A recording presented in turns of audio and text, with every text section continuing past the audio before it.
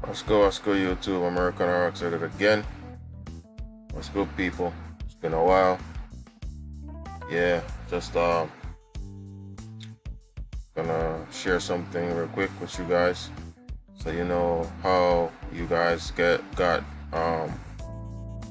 most of you guys got in situations that you are in. Um, whether it be uh, you know fines, tickets, taxes, and all these things, right? What you guys gotta realize is that it all stems from your action and your inaction, or your ignorance as far as these forms. When you apply anything you apply for, anything you put your mark or your signature or your autograph on, you are binding yourself to that form, to that jurisdiction. Okay, it all starts with you, and only you can correct it. Okay, just know that you are the only signer on most, if not all, these applications, whether it be for mortgages, anything you could think of, driver's license, passports, anything. Therefore, because you are the only signer on these documents, you have all the right, or you should reserve the right to amend or correct the wording, right? Because indirectly you are under duress to do these applications, because if you don't, you'll be denied certain services. Not because you are really forced to sign these things, it's because you are indirectly forced, so to speak. Like, because if you think of it like, if you don't do these things, you won't get what you need. You know what I'm saying? And that's kind of a mental manipulation. You know what I'm saying? But I'm gonna get to it. Okay, so application, right? I'm gonna break down what application is, all right? And this is where everybody messes up, right? This is where the mistake is. Okay, the key component is the application, right? And it's always your way. It's still always the way in is the same way out. All right. Okay, let's get to it. Early 15th century, the bringing of something to bear on something else, from Old French application. 14th century, from Latin applicationem,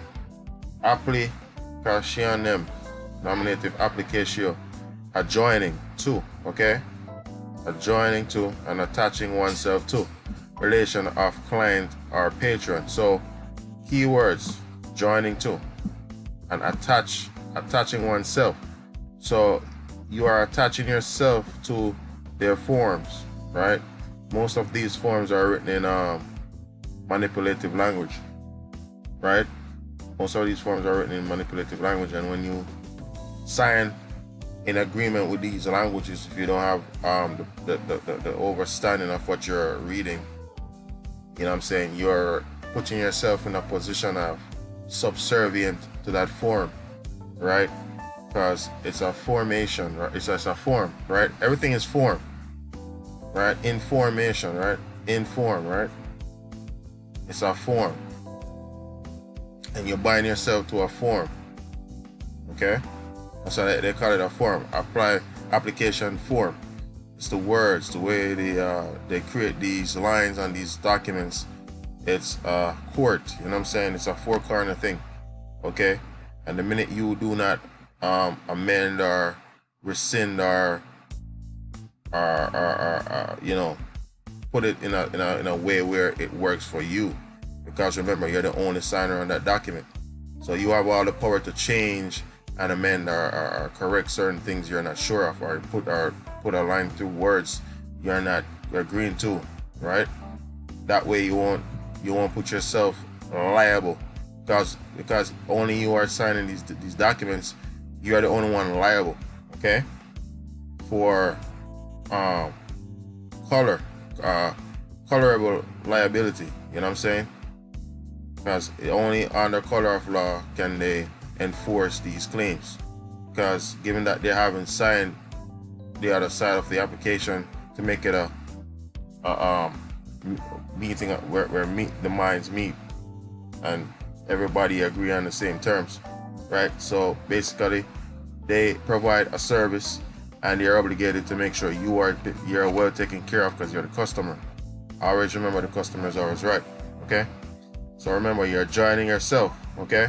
Attaching yourself or your person, okay? You're attaching your person into a colorable contract, in a colorable situation, commercial situation, all right?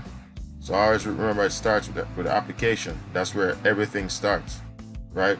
When you sign on that dotted line, you create that scenario for yourself. No one did it to you, okay? I'm gonna slide over here. Application law and legal definition. An application, in a broad sense, refers to a formal request as for consideration for assistance, okay? So it's like you are asking for help, right? And with asking for these assistance comes either you're gonna waiver something, right? Because when you sign, you must always sign reserving all your rights. You waiver nothing, okay? And anything you put your autograph on makes you the grantor, right, of a constructive trust. Because everything you apply for is a trust, okay? It's a constructive trust.